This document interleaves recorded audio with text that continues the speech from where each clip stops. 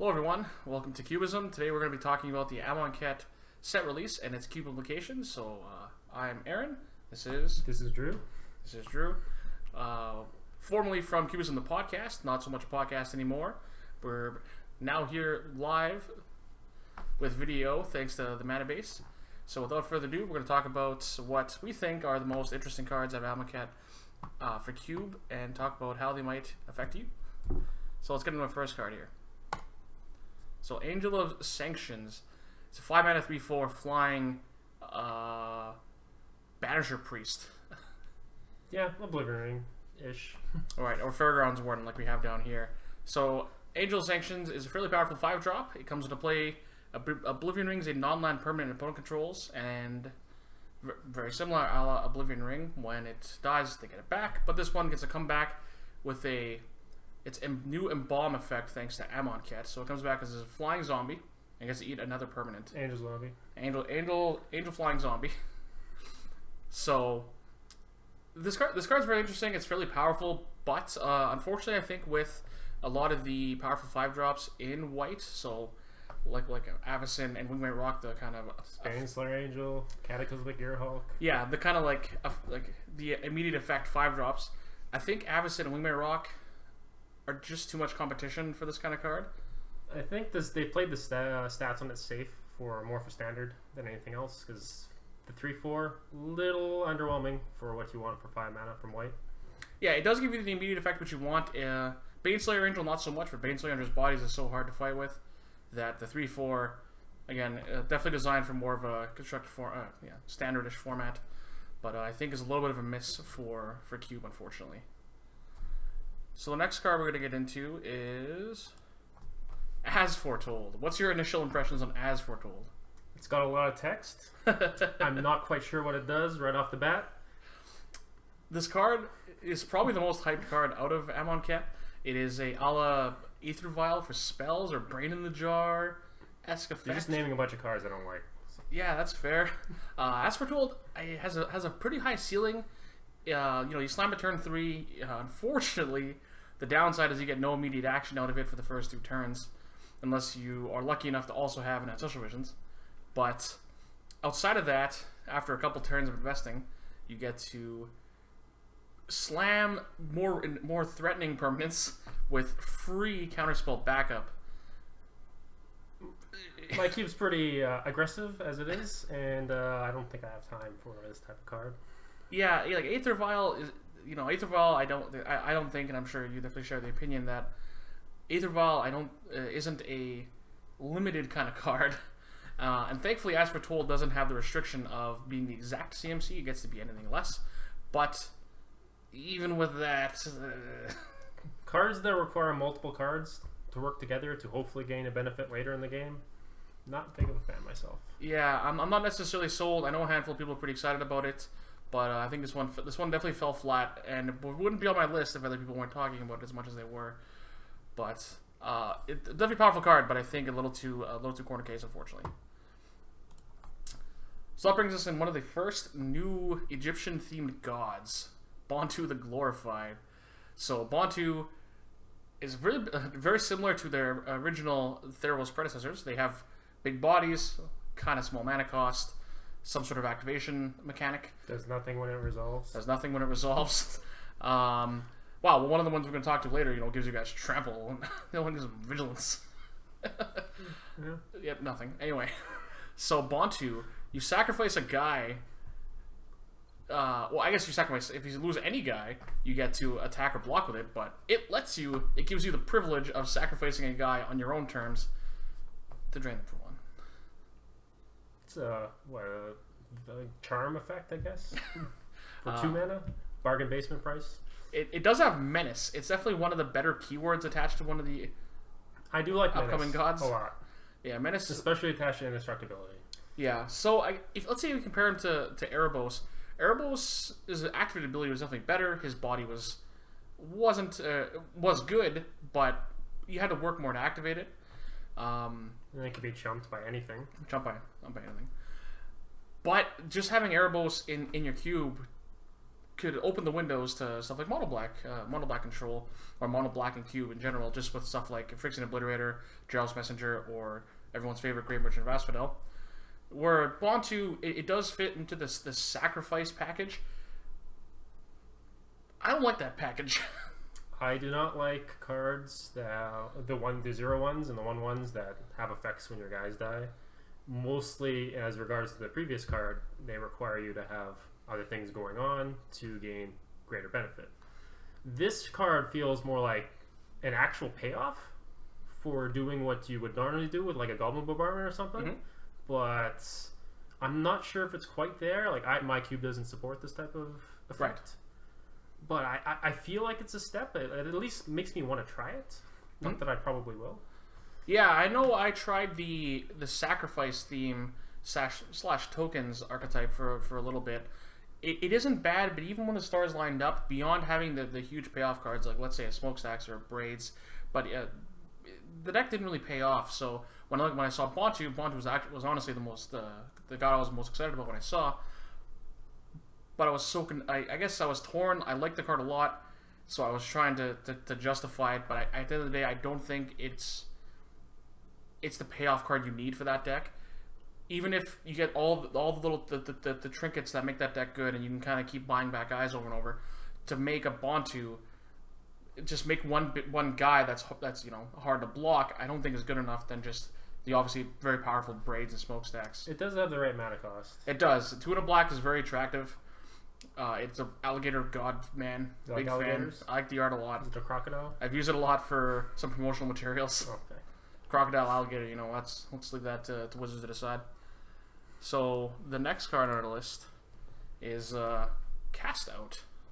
So Cast Out is our next version of Oblivion Ring and all the variants of Oblivion that come along with it, like Stasis Snare and Quarantine Field down there. So the reason why I put Stasis Snare and Quarantine Field here, Stasis Snare obviously very similar, has a la Flash. You pay additional mana, you get to eat an online permanent as opposed to just the creature, and you get the benefit of cycling. So I think if I'm playing just Stasis Snare, I definitely prefer a card like Cast Out. The thing is, like, it has cycling, but you never really want to cycle it. Right. This is definitely one of those cards that they just added it on, but you're never really going to want to. Like, this is worst case scenario. I'm going to lose. I need a counter spell. I got to cycle this. We need a Wrath. We're super dead. We can't deal with a specific permanent, or we can't deal with a lot of things. Never mind just one thing.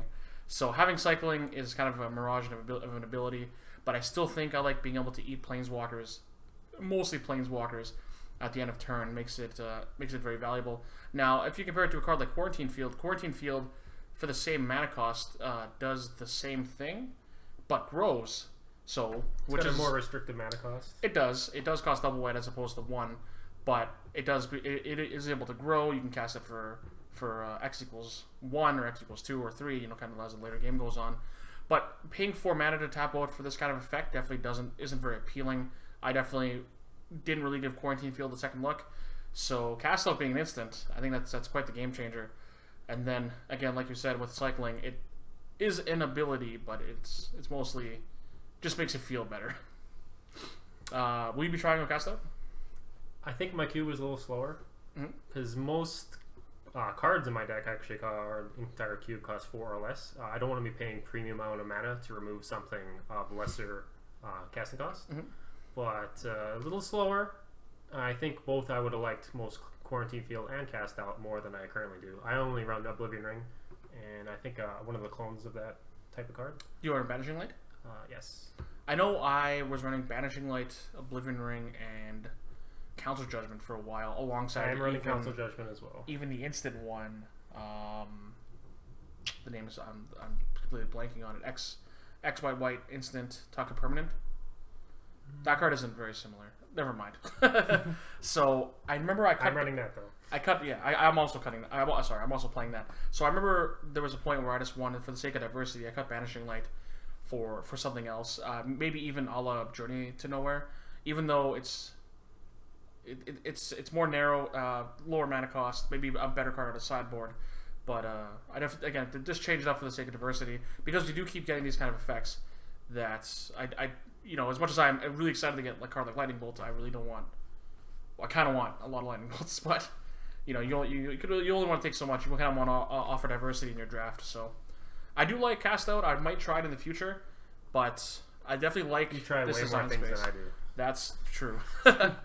All right, so the next card on our list is another card that I like. Yes, convince me. Convince you. So to sell you on the sensor, right? So you have 4 4-1s. What do you got for me? Well, I won't trade them for one full Jap one. But so Censor Downgrade. is it's the days off the top that you hate seeing, but you can cash it in for a card. So it's obviously its floor is way lower than Days. Days is such a powerful card. The tempo you gain from it is insurmountable in certain games. It just closes the game out really fast.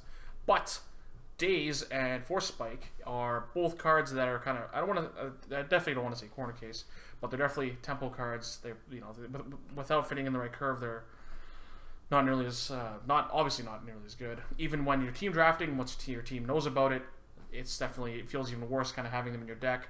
But the cards are so powerful for such a low mana cost that you have to respect them on all points anyway, and they're good. They're too good to pass up on.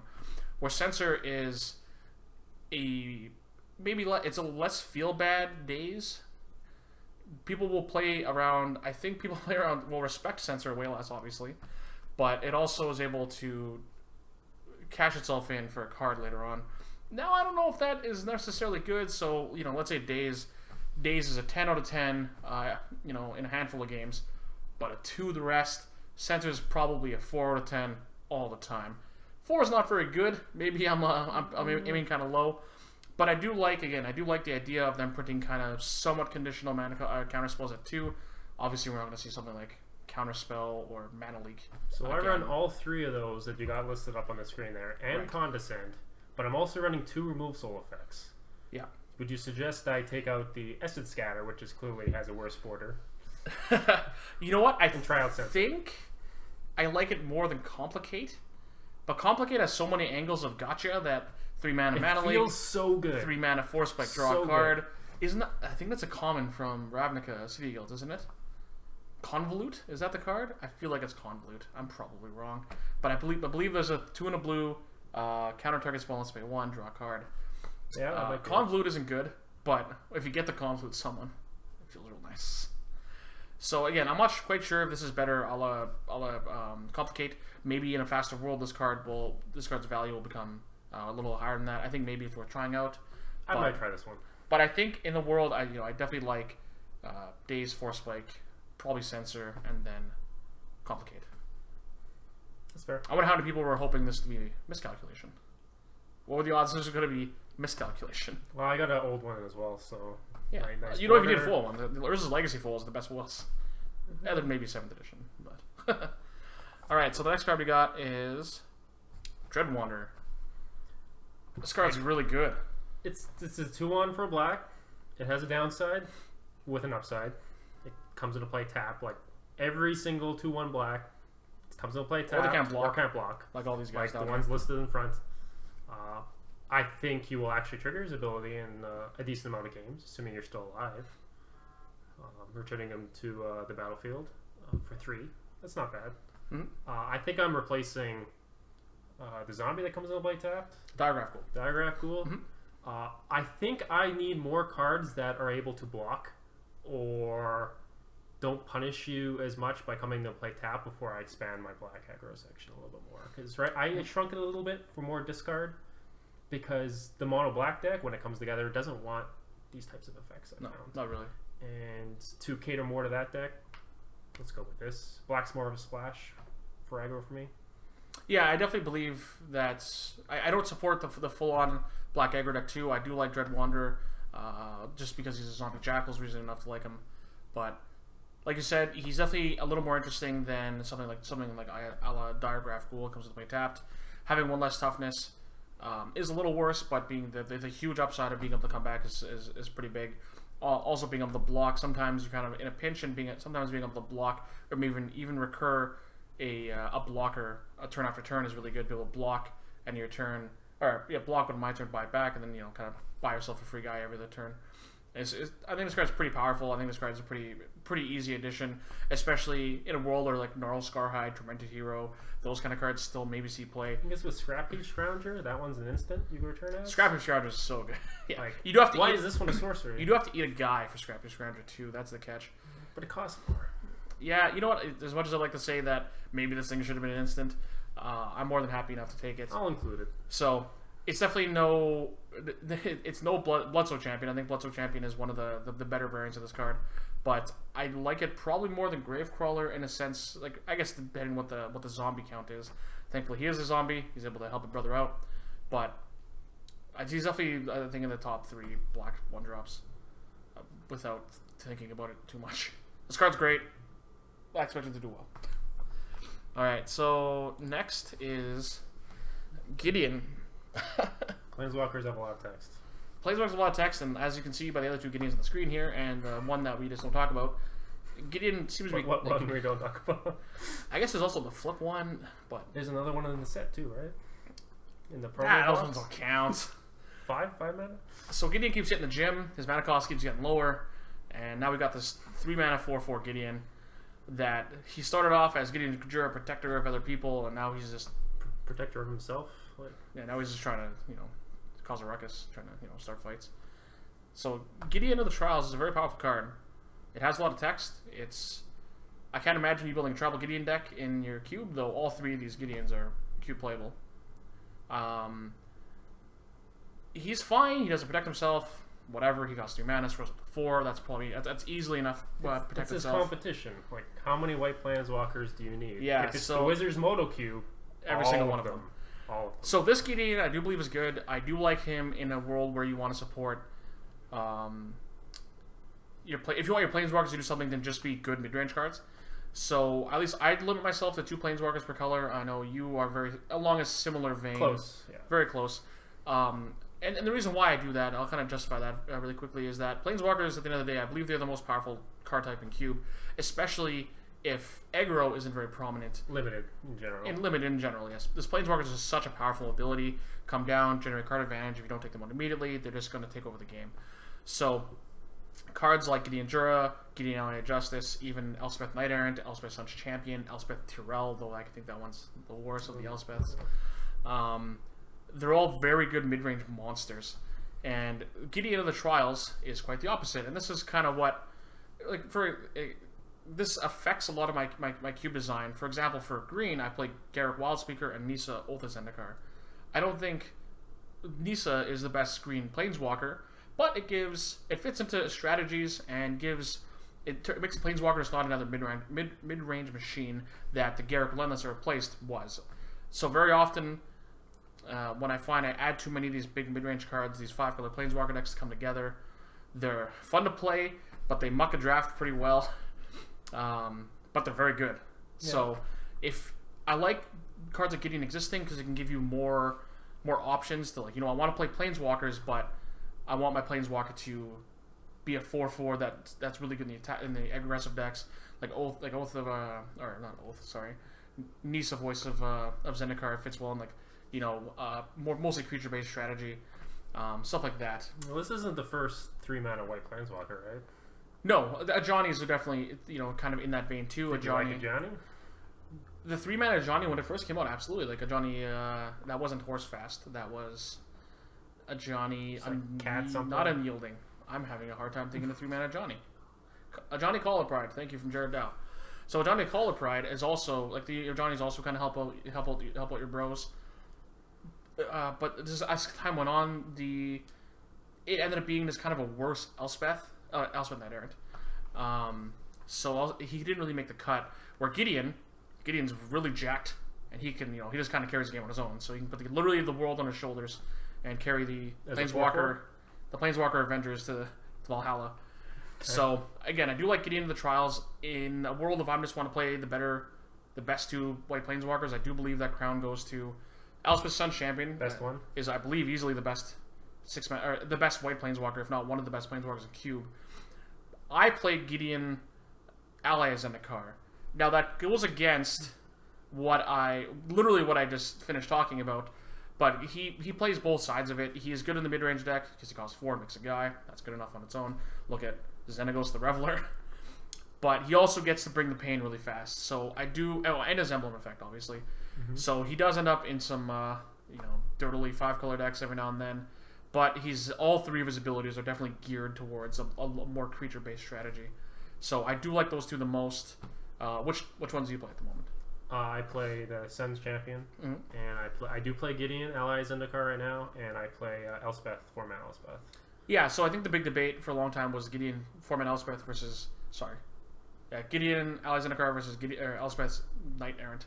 But those 2 are 2 very, very good planeswalkers. You can't really fault anybody for playing either. I think you could toss a coin if you really need to. Yeah, they're both very, very good. I also run 1-mana Flip, but... Me too. I don't really count those stuff. Yeah. So the Gideon versus Elspeth arguments for another day, but I think while Gideon is a very powerful card, I think it's a little bit of a miss, at least in terms of what I want specifically for white. But that being said, I'm more than open to try out these kind of cards, so I'll probably end up trying him down the road. Maybe after his price goes down a bit. Well, there's a run at all foil cube. We don't want to jump on all the foil planeswalkers. These are selling for $80 Canadian. All right, let's skip it. All right. Next card. All right, this card's much cheaper. I'm a big fan of this card. Oh yeah, why are you a fan of this card? Well, right now I run a Quarter Paladin. It's actually on the screen, and it's kind of for the go wide deck. But anything could be go wide. People usually say tokens, but you could just run a bunch of guys. But Quarter Paladin never survives combat. It's this is the easiest guy to block. Dies to everything. Dies to cats. This guy, because there's a good chance my guy's gonna block. I'm just gonna give him a 4/4 answer, and it actually has lifelink. I really like that in that it will actually get you to the next 4/4 attack 2 turns later. And 4/4 is hard to block, especially early. Yeah, especially for 2 mana. Yeah, it's like Call Tarmogoyf. So I do like the that you brought up that it does give you life. It does gain you the life. It does exert itself. It does so it skips it on tap step. And then it'll skip it on tap step. But the 4 life it gets you that early in the game, I think, is more than enough to kind of keep you in an aggressive race if that's what it's come down to. In control decks, it's not necessarily your best option, but being able to cash it in for 4 life, even once, will kind of get you there. I brought on weenies before at chump block aggro, and this can do both things. Yeah, so out of the sideboard, he's definitely good to intercept. He's also good to, like I said, cash in some life. I do like him as one of the better 2-mana 3/1s. I currently play Aether Geo Miner with very little success. Obviously, the guy who blinks off of energy? Yeah, this guy here at the bottom. So he does blink off of energy, kind of evading combat. But I do believe the Glorybound Initiate is probably just better. Even if he doesn't get chump blocked, he's going to eat a guy. So the turning off one combat phase, I think, is more than worth it. So, like you said, a Quarter Paladin's kind of been around. He's been around since Mirror to Besiege. It's one of the best 2-mana. I think it was the first one other than the vanilla one. Yeah, and the vanilla one out of the Future Sight even saw a handful of play when it first came out in cubes. So Glorybound Initiate, I think, is a very welcome version of that card, and I'm more than excited to play it. So next, we got Glyph Keeper. I think I'm going to try this one. I've been thinking about it long and hard. Well, is there a card you may want to cut for it? Well, you are a known hater of Moloku. Is it Moloku? There's a reason why Moloku's on the screen. Yeah, I think you're a known hater. Yeah, I've seen you at protests. Yeah, but I don't hate Moloku as much. And mine makes 2/2s because it's Spanish. That's strictly better. It doesn't. No one's thrilled to play Moloku. You just kind of put it in, and hopefully it'll win the game if it's turn 20, and you can grind them out, or you can go all in with your lands, or we have opposition, or that. Well, actually, the opposition deck never actually happens in my cube, but that's another story. But this card, you could actually just run it out there, but each turn removal spell is great. We can try it in another 3 or 4 turns, depending on how much time we have available. Yeah, it's probably turn 9, realistically. And while it can't block anything, it is kind of like your win condition that you can bank on as long as you have some board control going on. You're not going to tap on turn 5 against the army of guys. You can kill a 5/5, but yeah. Okay, so I do like this card. Like you said, I'm not a fan of Moloku. Moloku does a handful of work for a lot of people. I know a lot of people swear by how powerful it is. Maybe it's just the people I play with, but that card has definitely fallen on deaf ears in the past. The mana many cost years. is really nice. The 5 mana, the 5 mana 2/4 body that is Moloku, while a powerhouse in Kamigawa, over time its body has definitely aged poorly. The 1/1 effective make is extremely powerful, but I'm not a fan. But let's get back to Glyphkeeper. Glyphkeeper, it does cost 5 mana. Its body's fine. It doesn't block the greatest, but it does a la Kira stay around kind of easily. So against the creature decks, they're probably the fact if the creature decks have a way to target it once, it's already kind of hard to find, and never mind twice. So beyond, let's say, a heavy burn deck, but eating 2 or 3 burn spells is more than enough. So I do like the body. If I find myself a little lacking on win conditions, I think Glyphkeeper is something to take a look at. But it's really blue. It has a lot of good power, like a lot of good win conditions at the moment. But to find one for a slightly cheaper cost, I think Glyphkeeper is something to definitely take a look at. The 5 slot's really weak. The 5 slot is weak. Lots of 4s, couple 6s. Yeah. So I guess my cube is 450 cards, and this is a card that I think is just on the edge of like probably considering, where you're at 540, a la Moloku size, and I think this card's definitely interesting. I guess to compare it to Prognostic Sphinx, which is also on the list, and Jetting Glasskite mostly as a pauper comparison. But Prognostic Sphinx was another card that I even considered once upon a time because of its cost 5. It's hard to interact with. It does a fairly interesting ability for you, but its body just wasn't having any of it, though it blocked super well. So this card a little better, closes out games a little faster, doesn't block as well. I'll give it a shot. But it does buy itself back with Embalm. So I'm sure in control mirrors, if you can resolve this guy, he's probably pretty good. But outside of that, I don't know. Cool card. I think one of my favorite Embalm cards. Which, by the way, I love that mechanic. Mega flavor. I like Egyptian stuff. Yeah, me too. I'm super jacked up for this set. Like this guy. Look at that guy. Like, yeah. He's pointing. Cat lady. So I picked the second god and the first card spoiled out of Amonkhet. The first god, at least. I thought it might have been the first card. I don't think it's the first card. Alright. Well, Hazoret the Fervent is 4 mana, 5/4. It brings the pain real fast. You do have to have very few cards in your hand, but in any aggressive deck, that's very easy to do. So, red 4-drops are pretty good. And they're pretty good at doing one thing. They're very good at doing one thing. Well, Perforos, Hellrider, and Hero are like, let's say, the premium 4-drops. Probably Flame Tick if we read afterwards. But Perforos and Hellrider, Perforos, I guess V, Hellrider, Hero, they function very differently, but they're both just trying to kill your opponent. Perforos gives you a little more play with other colors, playing tokens and stuff like that.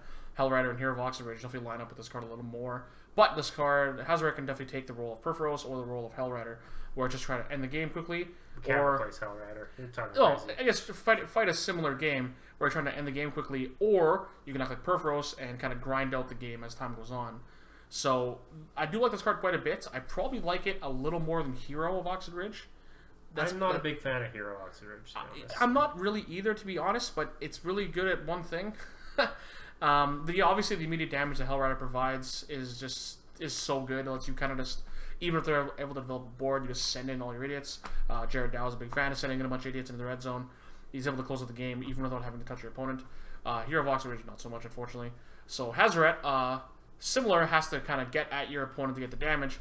But if you're not quite there, if she needs to turn on or activate, she helps you activate herself over the course of the game while also closing out the game, giving you this 3 mana Sulfuric Vortex effect every turn. At 450, can you run both those 2 gods? I think I can run both, but I'd have to cut. I think I'll cut Hero of Oxenfree to play this card, and I think I'm going to cut Hero of Oxenfree to add this card. I'm sure you'll get. I'll definitely get testing out of it quickly. It being new, people are going to be pretty excited to draft it. I'm looking over there now. But I do think that it's kind of like this in between of Perforos and Hellrider that I think I can run them. Perforos has kind of been resigned to a sideboard card against control decks, types of decks and token decks, which people like to draft. Like that's like the only reason why cards like Assemble Legion is in my cube every now and then, because I personally love that card. And people just like drafting tokens. It's I think even every Magic player, every walk of life, when you're kind of this 60-card casual kitchen table player versus wannabe Pro Tour players. You probably wouldn't mind sleeving up a token deck. So, what about you? What do you think about this card? I don't think I'm going to start off with it. No.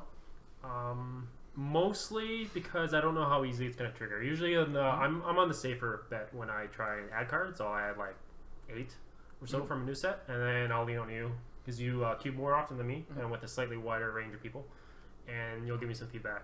And if this card turns out to be good enough, I'll give it a shot. You know, I also source information from other areas, but to be honest, I value your opinion more than random people on the internet, which is probably good for my sanity. Hazoret does have the best invocation artwork, I believe. It is my favorite one. I'll have to check myself. I don't like the green one. Like the artwork? Yeah, the art and the green. Yeah. It's kind of whatever, but I do like Hazoret quite a bit. Speaking of which, I finally saw them after the pre-release, and I think they actually look really sharp. I think you're going to like them a lot more in person when you eventually have to buy them because they're amazing. Okay.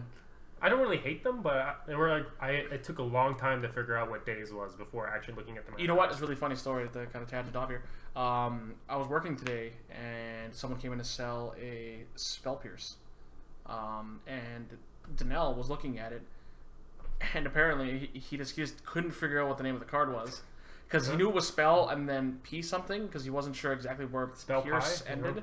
So he was like, thought it was, what do you think it was? Spell punctuation, spell something, but he had to add, the customer had to tell him it was Spell Pierce. So it definitely kind of solidifies the point that the internet was making about it them being difficult to read, and they're definitely a little bit of getting used to. But once you see them in person, I'm sure a lot of you have seen them at this point. It's been about a week since pre-release, and this will come out officially when Amonkhet releases. So hopefully a lot of you are the naysayers a little more convinced now. But Hazoret is my favorite one. And I originally talked about it because I talked about the gods 2 weeks ago in my early kind of Amonkhet release preview. But like I said, Hazoret is my favorite one out of all of them. I think it's kind of a little bit of a spoiler alert, but I think it's one of my favorite ones out of the new set for Cube. And I look forward to playing it. But speaking of gods, this is in alphabetical order. We actually have no idea how cards coming up, so it gives a little more surprise. What a surprise that after Hazoret, we got a K card. So, Kefnet the Mindful is another, I think, card with a kind of high ceiling. Kind of, I don't want to compare it to As Foretold, but they both come down and do nothing, but then do something. So this one can trigger rather fast, actually, because it's the blue deck. Yeah, absolutely.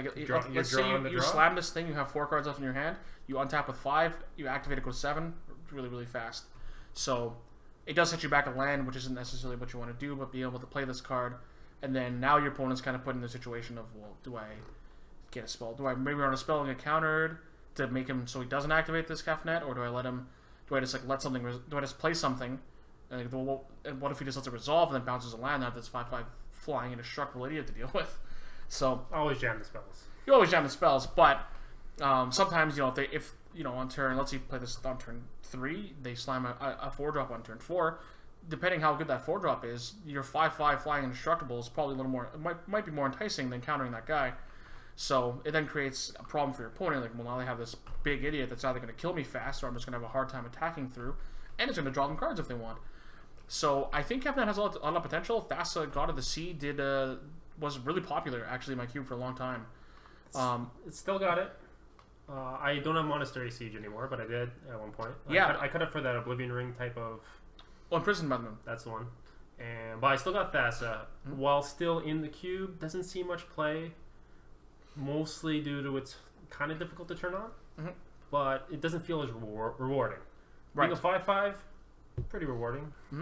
Yeah, I think Kefnet, in a world where you're playing Thassa, Kefnet's probably the next card you want to take a look at. It activates easier, is more rewarding, and it keeps your hand really healthy. So I think Kefnet's definitely an easy card for me to convince myself to play, and definitely to try out. I'm not going to start with it again when you're... I think this one's... You know what? I think this one... I imagine if your group wants this to be good, it'll be good. Oh, yeah. Well, I wanted to learn to be good. I wanted it to be good so bad. It was awful. I love the Ishkanah, but I can't. I love Ishkanah so much. I jammed in every deck. It wasn't. Did we ever make spiders? Yeah, I did a couple times, but I had to do unforgivable things to make those spiders. Did we lose the game? We won like one game. Okay. I could have drained somebody out. It was sick. One time. So Kefnet, the big Birdman, I'm a pretty big fan of. I would definitely be trying. There's a little more reservations. Way too modest.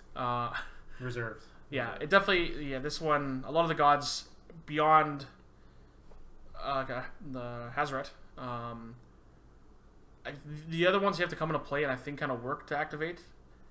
I am running one of them. But Hazaret comes down and will most likely in that deck. We'll just bring the pain real fast. Probably. This one, the other one, Assuming to worry it's about like activating. Turn 5, yeah. Turn 4, I don't generally not. I guess we'll have to see. But I'm definitely sold on Birdman. I really don't like Liliana's art.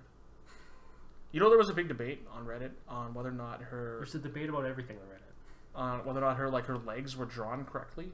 That does not surprise me. I think I saw that actually.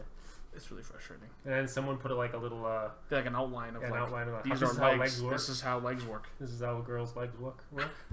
You know what? I'm not sure if it's only girls. It might just be guys too. Okay. But leave that to Reddit to figure out.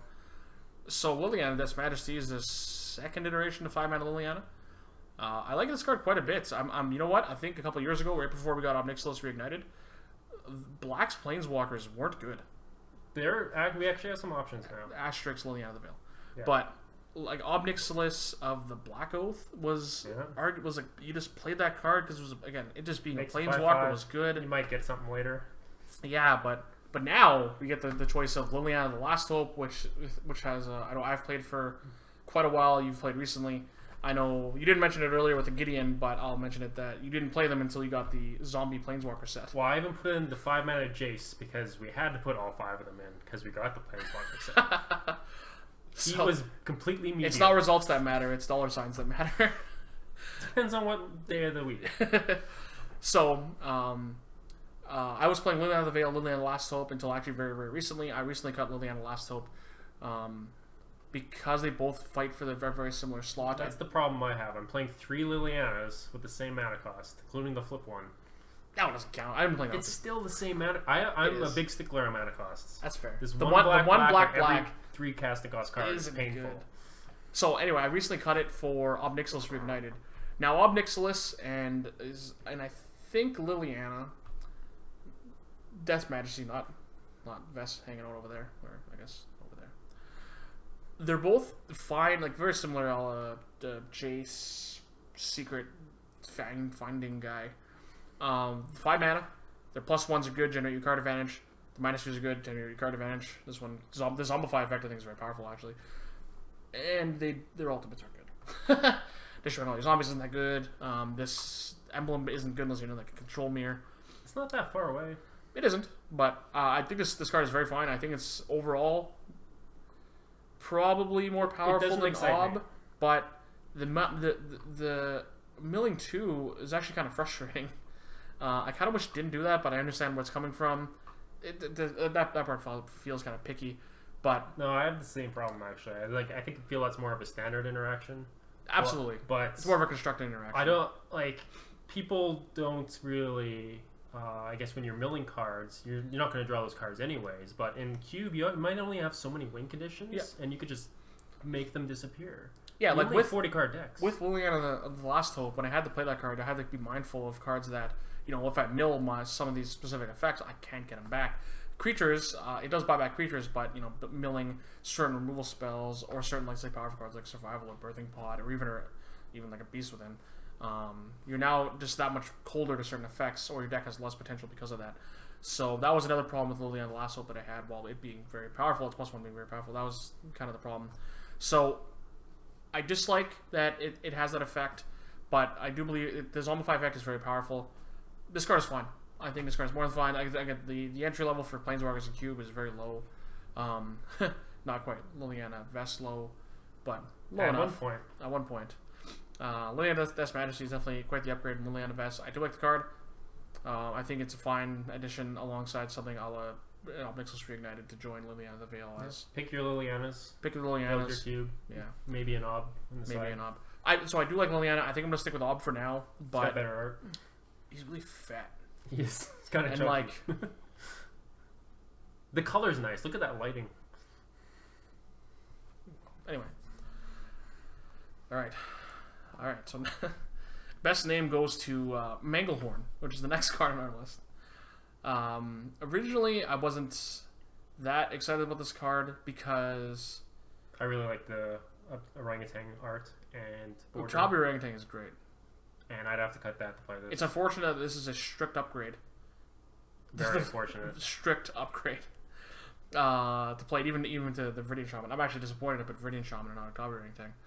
But in a world where, you know, in like in powered cubes, in any iteration of the Moto cubes, because they all have a billion artifacts in them, it doesn't take a lot. It doesn't take a lot for Minglehorn to be a very, very powerful card with so much mana artifacts running around, swords. There's so many permanents with this cards. It's targeted in every deck. This card target has a target in almost every deck. I don't play Viridian Shaman. I don't think I have to at 450, and because, you know, my cube isn't rich full of signets or like all 5 swords or a ton of mana artifacts. I like to kind of scale those back a bit to keep it healthier. But you know, if my cube was a little bigger, like your size, I think this is definitely an easy addition in any kind of power world. Reclamation Sage and Orangutan. Mm-hmm. Plus a few other things like acidic slime spread around the curve, but I have to put in Minglehorn, unfortunately. Yeah, Mingle, again, it just kind of keeps everything else in check. I think this card is powerful. Again, in a powered environment, I think this card gets obviously substantially better. There's nothing worse than, though I can't imagine it coming down before a Mana Vault or a Grim Monolith. Probably But, not. you know, if you get it, get them. You know, if you play Copycat Golem on your cube, it's really good at stopping it. Going a little deep. Yeah, you know. So Minglehorn's a fine card. It's a strict upgrade from Viridian Shaman. A lot of people already play that card. I think this card's a pretty big no-brainer if you're already kind of in that camp. So, not quite Reclamation Sage. No. But pretty damn good. Alright, gotta make sure I... Boom. You want to talk about boring cards? Unfortunately, I'm putting this in. Mostly because I run Ruinous Path right now, or run Hero's Downfall. This is a size thing. It's a 540 thing. I don't play this thing. Hero's Downfall, Ruinous Path. So, we never, ever Awakening Ruinous Path. Yeah. So maybe we'll I get play that card a bunch of times bear, too. you know, one of these days. Later in the game. The bear effect it's so much mana. Oh my god. Turn 12? This card is extremely boring. It's fine. Never is a more than fine card. Return is something. It's you know, it's the free add-on they throw in. It's like, I don't even want to call it an extra scoop of ice cream because it's not. It's a coupon, 10% off your next 10% off your next. It's not even 10%. This card's fucking 5%. 4 mana, sorcery. It's 2/2. It's flavorful. What does it make? It's a zombie. It's not even like a zombie cat. It's like you kill something. If it was a zombie cat, zombify. If it was a white zombie bring cat, it back. You kill a 7/7. Get a 2/2.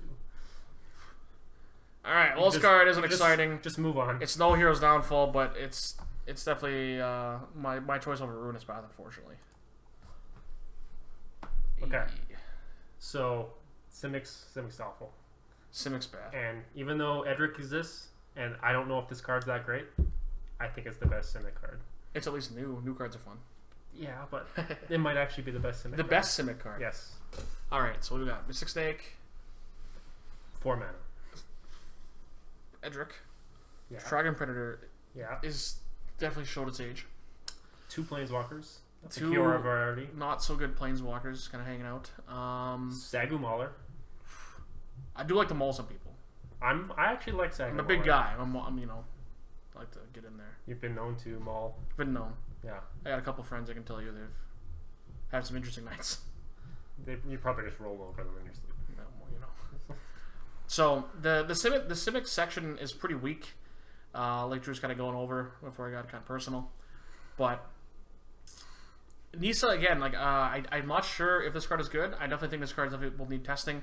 I think my initial impression is it's like a la Jace Bellerin. It kind of comes down. You can fireball people. You can fireball fairly reasonably. It kind of comes, you know, in my head it comes down for 3. It's scry 2, and then from then on, depending how big your curve is, it's sitting at 3, and then 0 manning for the rest of the game might be fine. Works with Sylvan Library really well. Scry 2 is half a card, let's say. Maybe it's not true. It's maybe 3/4 of a card even.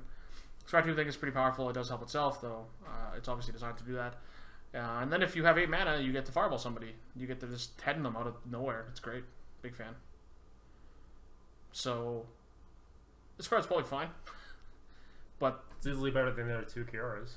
You know what? Cure the Crashing Wave. I'm like, that card's fine. It's just It's the one I run right now. It's super one-dimensional and boring.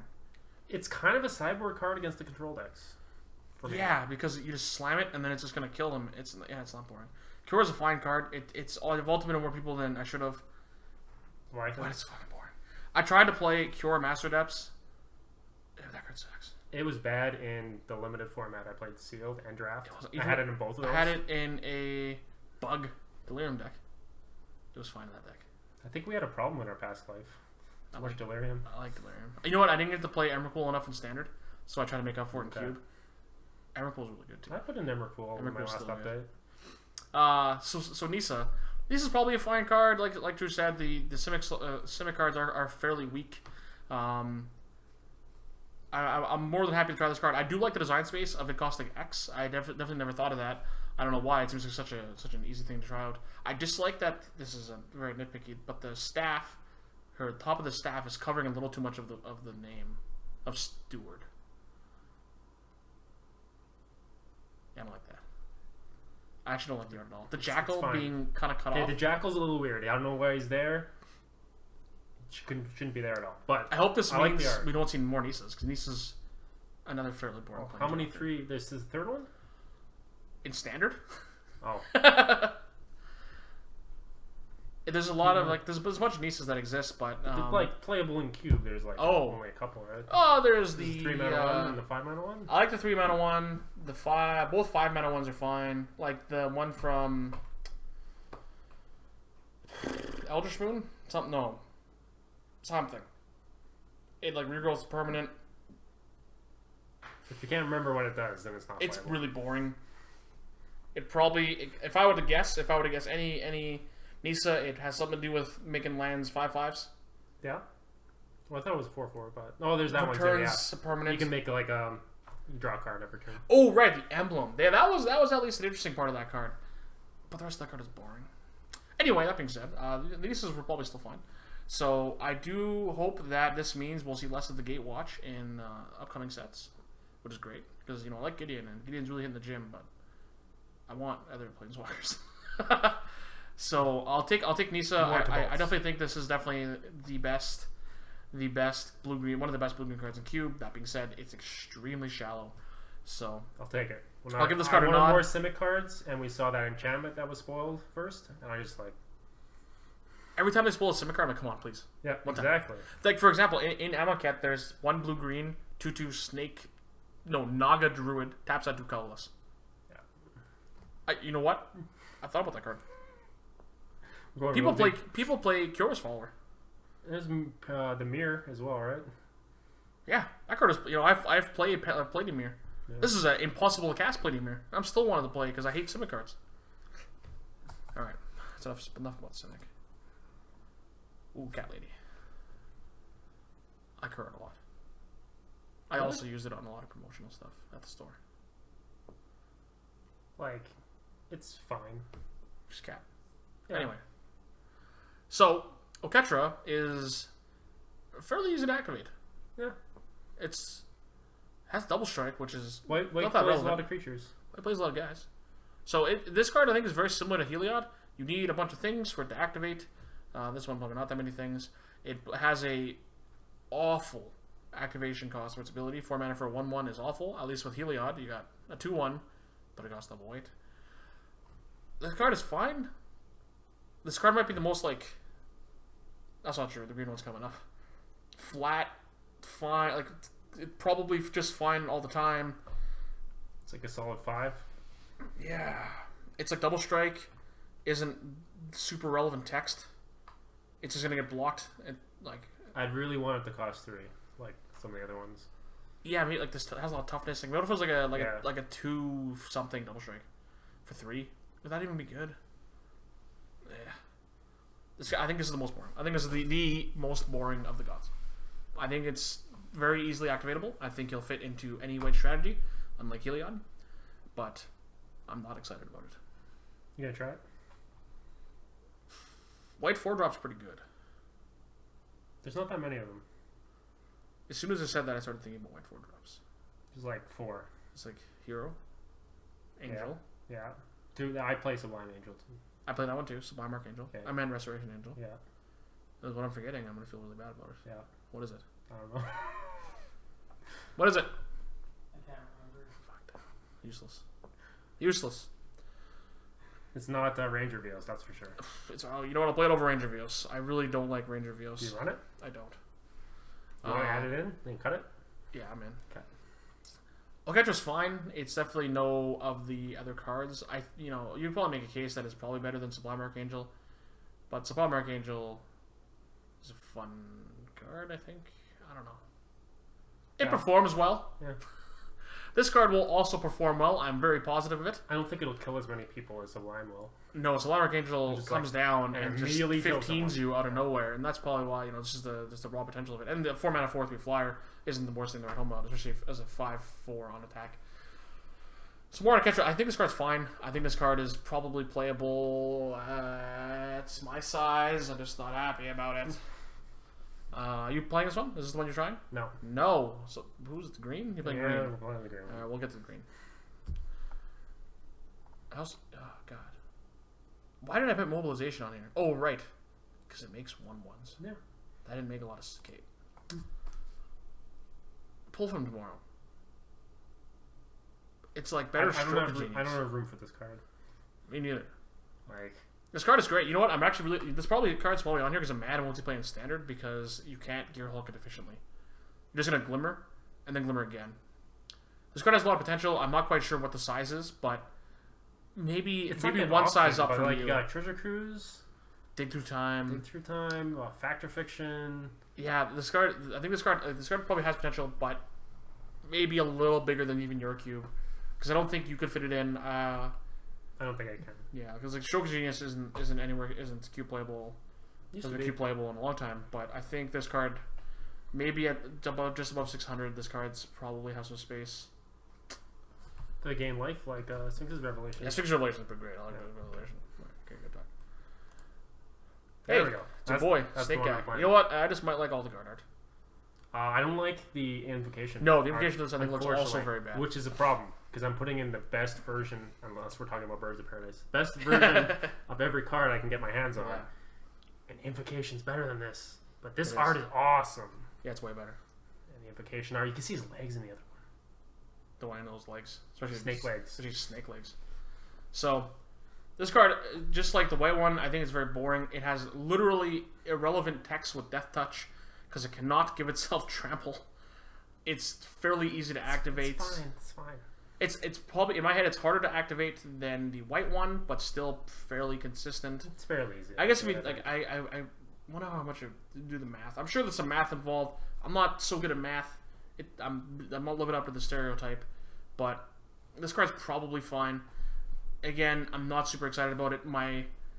I wish, you know what? I almost wish it was a 4-drop, so I guess jam it in, because like green 4-drops I think are kind of weak, and well, we're actually gonna get to the green 4-drop as we move on. I'm here. Mostly in because it costs 3, and I have a card I want to cut at 3, so it easily slots in. I definitely think green has a little bit of room to grow in the 3, 4s, and 5s. Even there's a couple 2s I'm a little wary on. But yeah, green being one of the most notorious creature colors, there's actually a lot of creatures that I want to replace right now. But I'm also playing way more creatures than like the percentage wise, way more creatures than any other color. So the thing is, like with other colors, they get like special effects and it's a big deal, and they're always flashy. The green is just like just make it big, right? And people will play it, and it's like that's not what I want. Yeah. So I'm not super excited about this card either, but I do think it's another one I think it's worth testing. Annihilea is another pseudo-comparable card. It also has this buff ability. It gives all your creatures trample. This card wasn't even close to good. No, that card is awful. This card I think deserves another look. It's like it's just with a regular curve. It isn't difficult to go to this guy 4-drop that easily activates it, and you start jamming in there. So like I play Surak. Yeah, speaking of green 4s, I play Surak. I'm not happy about it. I'm probably replacing him for one that's coming up on the list. That doesn't help. You know, there might be Snake Buds, but it's not going to help this guy anytime soon. I wonder what would this have to be? What effect would it have to be total combined power? Like, let's say it wasn't one guy with 4 power. Let's say you need like total combined power 7. This card probably sucks. For cube? Yeah, 6. All right. I think that's reasonable. 3 guys, 3 2/2s. Yeah, probably. I might even like more. I don't know. I kind of wish this had the white activation. I'm not a Magic card designer. Me neither. Yeah. But I will be for a nominal fee. I don't know. I heard it doesn't pay very well. This is some kind of art too. You know what? It's She's going real fast, I think. all right. Like, design team, we need a mythic. Just jam all the abilities on it. You don't have any like cards that this one's like? I was gonna put what is it that unhinged card that's like Wizards R&D wanted to make the longest card name whatever elemental guy, just because this card has literally a brick full of text. Yeah, I think you're close. Yeah, it's Something like like Wizards R&D something. Yeah, well, you mentioned Like a chroma or yeah, white like red chroma. red chroma. That card just has a bunch of abilities. Yeah. Well, white does too. But You know what? even just Avacyn, 5-mana Avacyn. Yeah. I almost felt bad because when I was talking about this card at the pre-list, man, why does this card untap things? It doesn't make any sense. And someone's like, man, it's because of the Hyper Beam ability, the Exert. You exert my What's guy. the Hyper Beam ability? I like it. I'm in. You exert somebody, and then somewhat brings in the 6 damage, and then taps you. No problem. You guys high five about it, and you exert again. Is it Simwit or Samet? Samus voice of Descent. Sure. I don't know what this card has a bunch of text. It's probably fine. I think I'm just gonna run it because I need to replace Flint Hoof Boar.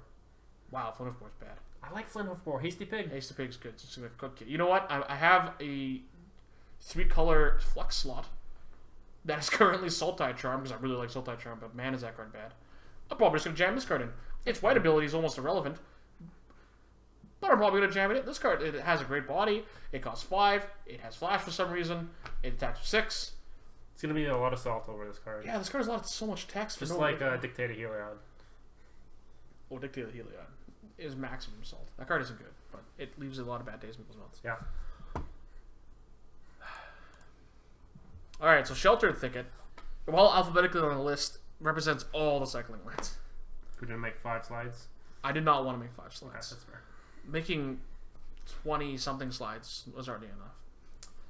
Especially while watching Blade 2. It's a quality holiday That film. was a quality film. So, the cycle lands.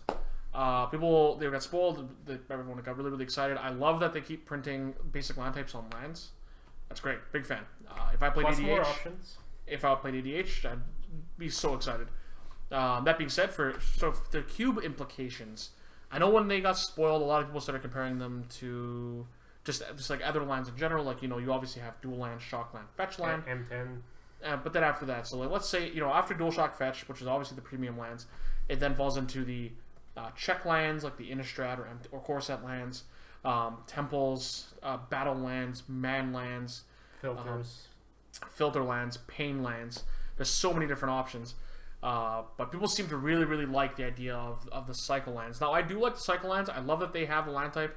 I almost wish my cube was bigger so I could convince myself to run Cinderblade, because right now I play, it's case by case, but I run Raging Ravine. And for a lot of the allied colors, except for red black, that's not true, and green white. I run 3-man lands, Horizon Canopy, Pain Land, just to kind of whatever land best represents those colors. And Sheltered Thicket, or the cycle lands in general, for aggressive colors, I don't want them. We even forgot the fast lands. Tapped. Yeah, the coming to play tapped is. I think a lot of people are just ready to shrug it off pretty quickly, just for the upside of being able to cycle it. Or to fetch it. Or to fetch it. And in Cube, unless you're playing an excess amount of fetch lands are such a high draft pick that the upside of them being fetchable is good, but I think the downside of them becoming tapped all the time is so big. Like, if I'm getting that downside, I want something, I want something for it, obviously. I want a 3/2 unblockable. I want a 4/4 flying vigilance. I want something out of it. Scry 1? So, let's say the blue ones, just the blue ones. Obviously, the option to cycle feels better than Scry, but let's say Scry's half a card.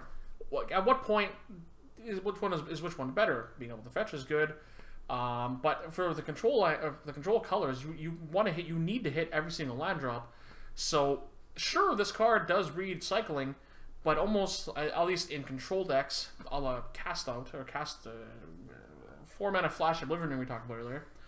It's almost like this. It's just kind of a mirage. Like, it does have that ability, but in control decks, you just want to be able to hit every land drop. So Temple of Control Colors.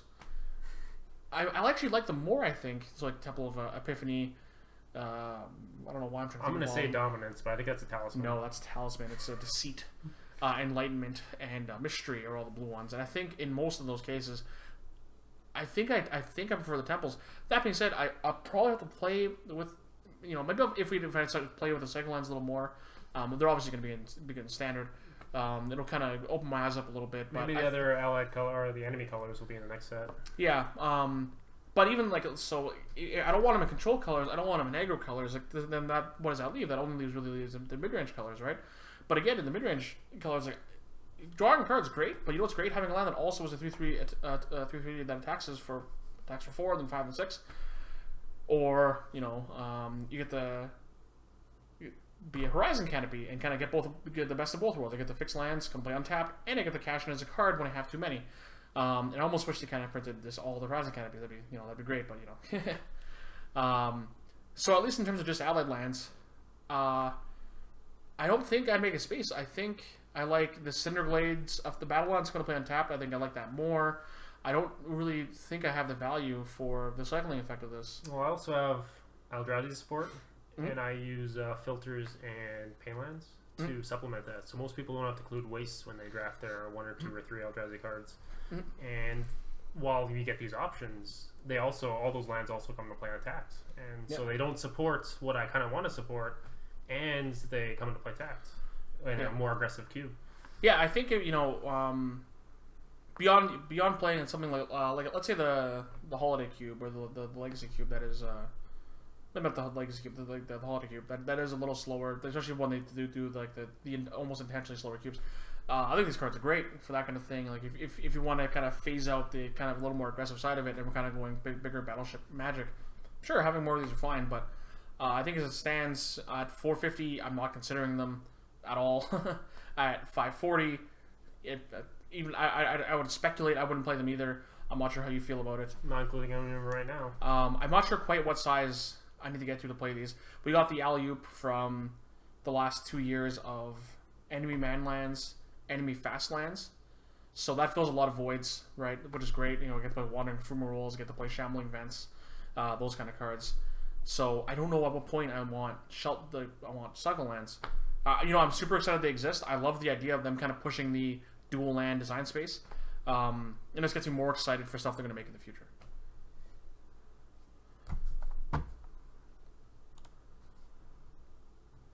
This is my favorite art in the whole set. It's pretty good. I saw a larger version of it the other day. I like the art in the set a lot. I like Nega. He's wearing like a necklace. You think they're gonna retcon all of the snakes in Kamigawa to Negas? I'm fine with that. It's okay. I like Nega. So I like this guy. Me too. I kind of like I spoiled earlier. I'm excited about Vizier of the Menagerie. I do like this card quite a bit. Like I said earlier, I'm not quite impressed with Green's 4-drops. The main problem is they're like all 2 green. That is that's definitely that's something a big problem for me. And this thing just being 3 and a green. Right, this card is easy to splash, and it definitely has an ability that entices you to splash it more. It makes creatures easy to cast. It lets you look at. You know what? I'm a big fan of the Sphinx of Jawar Isle ability, where no matter what, in response to your thinking, I'm going to check the top card. I automatically assumed this card played with it revealed, but it doesn't. If you have Flash on top, it's like, got him. If you have Corsair Crucifix on the battlefield, it's kind of... You lose the surprise. But if you have Samus on top, got him. But then they'll see it coming. Well, without Corsair Crucifix. Okay. Yeah. Anyway. So I do like this card. There was actually recent debate on on Reddit about cards like Oracle Moldiah or even something like Master of the Wild Hunt. I know you kind of got into it. Those kind of cards that have been in cubes since those cards have come out. But I'm the first to admit that I really dislike Oracle Moldiah. It's cost 4 mana. Its body is irrelevant. Its ability is fine, but how many lands do you have to cash off that thing to make it worth it? If you get 1, it's not worth it. 2, maybe, but it costs 4 mana still, so I still want a 3rd card off of it, while also giving my opponent information. How much that information is worth, I don't know.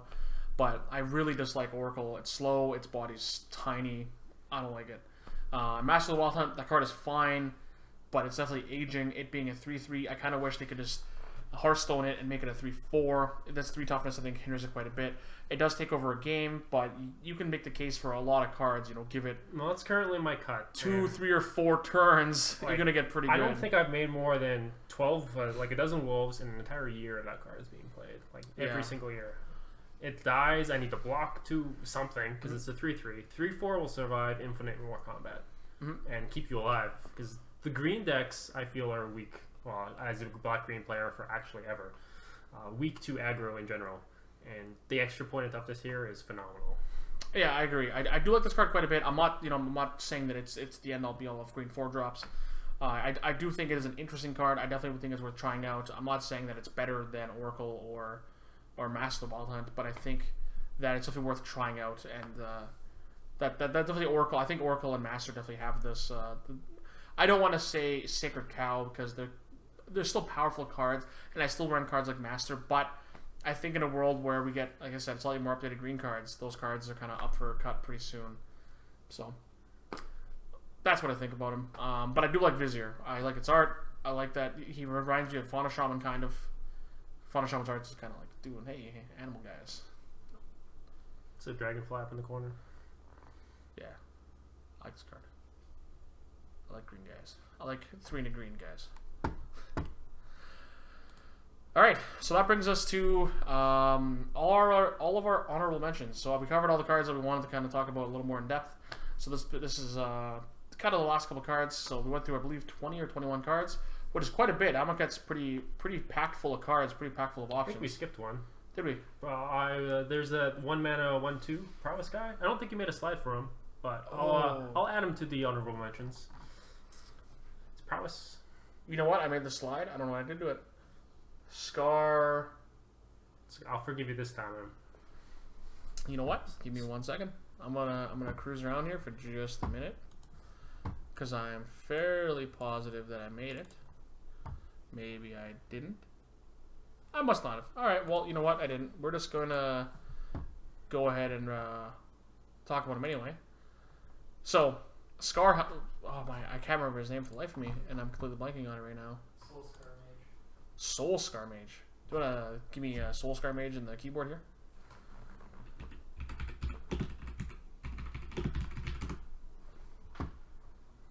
Alright. Soul Scar Mage. Bam. Bam. Bam. Bam. Alright. Now, let me see if I can do this really quickly.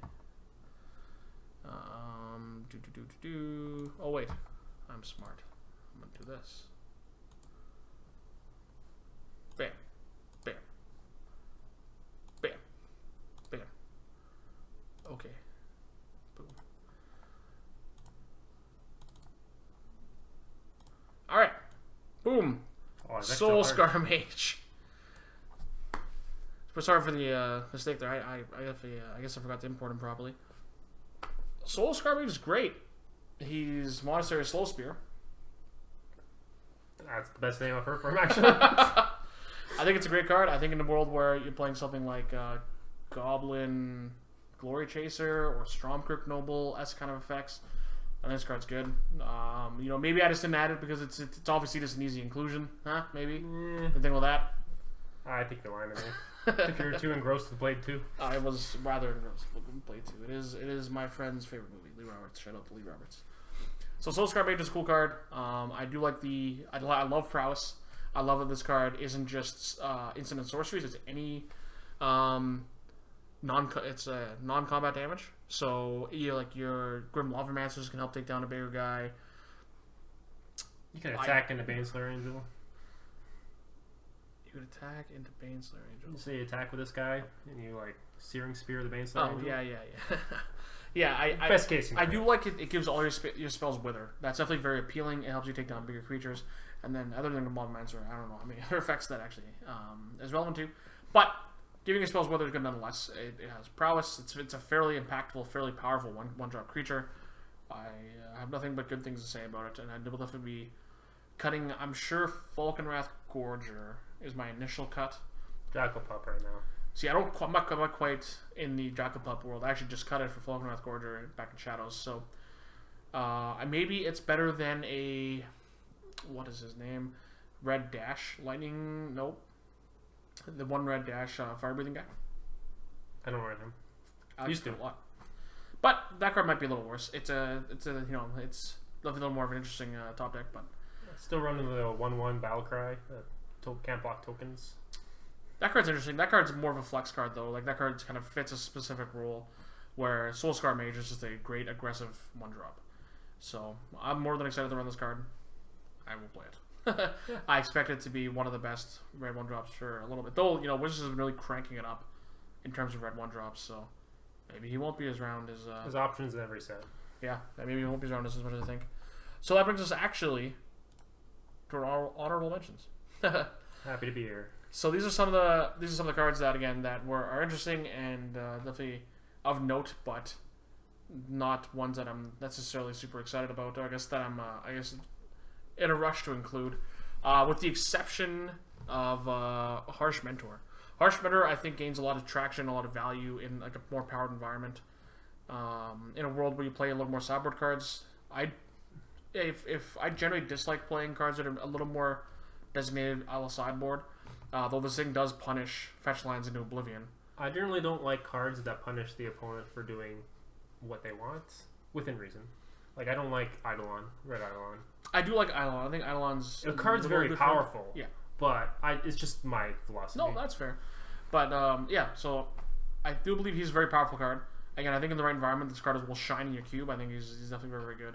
But ups and downs. yeah, and definitely in the world, because the kind of cube I play, the kind of sounds like the kind of cube you play. It's definitely a little more of a sidelines kind of card. The other ones are also interesting, like something like this new Anger of the Gods. Sweltering Suns. It's quite cool. It's like a red sweeper that also has cycling, so it's not that bad. It's something like a la Starstorm effect. What is this? Oh wow, it's really small. Forsake the Unworthy, or the Worthy. Sorry. There was a version of that card in Fate Reforged that was the exact same card with no cycling. So it's just 2 and a white instant, exile and artifact or enchantment. And I like that card. I thought that card was very close. I think this card is even closer because it's strictly better. I'm still just fine with the disenchants. I'm also fine right now. I don't play Seal, but I used to play something like Revoke Existence. And this card, I like it more than Revoke Existence. Obviously, one more cost is an instant, can cycle. So you will feel not nearly as bad main decking it, but you're almost... I'm not even sure, but it's 90% going to have a target for this thing anyway, kind of a la Manglehorn. See, when you're always going to have a target, I prefer the cheaper version. That's fair. I guess I just really like it since it's hard to not like them. The new Inspiration is also a fine card, but just in a world with even Deep Analysis or Fact or Fiction and which slam dunk in my battle box. So. Yeah, absolutely. I think it's obviously like a great common uncommon card, but just a little bit of a miss. The Cycling Sphinx is another pretty powerful card. It costs 4. It's fairly aggressive. It's another blue card that you can kind of jam it as to kind of clunk up the board, maybe to eventually kind of help you get in winning the game going, but also cashes in for a card if it's kind of stuck in your opening hand. So it's another card again I kind of like. If you play more of like a tempo-y blue section, this card's definitely worth a second look. And then the card that the other, I guess, just he's good bear, 2-mana 2/2. It's decent. You can play another one. Not exciting. Yeah, it's fine. I like the 3/1. White 2-drops are kind of boring. Much better. Yeah, I'm a big fan of boring though. I like Mistral Charger. Mistral Charger's boring. That's true. Stormfront Pegasus. Yeah, but yeah.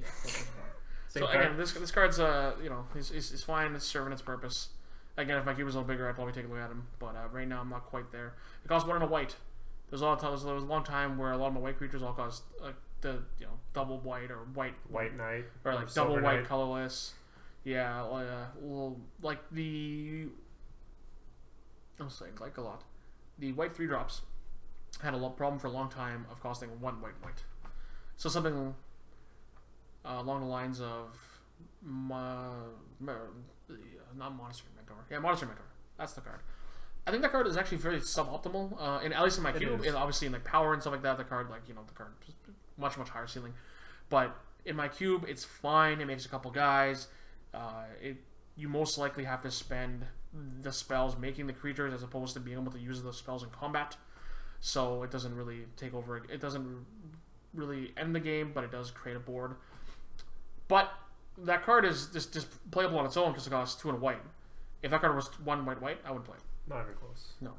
So I think that's another thing to consider a lot, and that's kind of more the design aspect too of something you should really consider is looking at the total CMC of all your cards, and why something like let's say Vizier the Menagerie costing 3 and a green, while you can make the argument for a 4-drop that costing double it doesn't mean anything, but I think it's still worth kind of taking a second look at that kind of stuff. So it costing 1 and a white, being a bear, and being able to buy back again for 2 and a white is, again, it's fine. Not super exciting, but fine nonetheless. And then the 4-1. What is his name? Combat Celebrant, I believe it is. People were talking about him as, he infinites with Kikijiki, I think, and stuff. I don't run Kikijiki. Yeah, he's not very good. He's powerful ability. Like, he's just gonna die when he attacks. It's fine, but yeah, that's what he's there for, right? He's just slow. He's like 3 slow. That's all. And you don't really want cards to be slow in that deck. Yeah, the card's really weird. You know what mythic I like? Try. You know what mythic I like a lot of the set is the new Final Fortune, the 2 and a red and the turn. Take an extra turn. That card's sweet. Or actually, don't take an extra turn. You just get your turn right away. Yeah, that card's cool. It's all good. Hopefully it's a good turn. Hopefully it's a good turn. So, I guess that wraps up our Amonkhet review. So you can tell we talked about a lot of cards. We talked about, I think, 21 alongside some cards I forgot and some honorable mentions. So hopefully this is something that, I guess Drew doesn't know this yet, but something that I want to kind of make a recurring thing. If we can get this set up at Drew's apartment, condo, which we're at right now, with this Zerg guy and Pylon guy. Incredibly loud pylon. Incredibly loud probe. I don't know why I call him a pylon. He makes pylons. It's true. It's the hero of our. So hopefully we can kind of make these key videos a little more of a regular occurrence here at the Mana Base. Hopefully you appreciated some of our our card reviews in between our probably irrelevant banter, but Blade 2 is not irrelevant. Blade 2 is not irrelevant. Blade 3 is next. Unfortunately, Blade 3 is next. Much excited. So thanks for tuning in to Cubism, and shout out to the Mana Base for helping us keep lights on around here, and Drew's actual lights on. You need that. You need that Mana Base money. So again, thanks for checking us out. Check us out again, hopefully in 2 weeks from now. Yeah, hopefully the set release goes well with you, and let your packs be good, I guess. You need to work on that. Yeah, I did. That's a bad outro. See you later.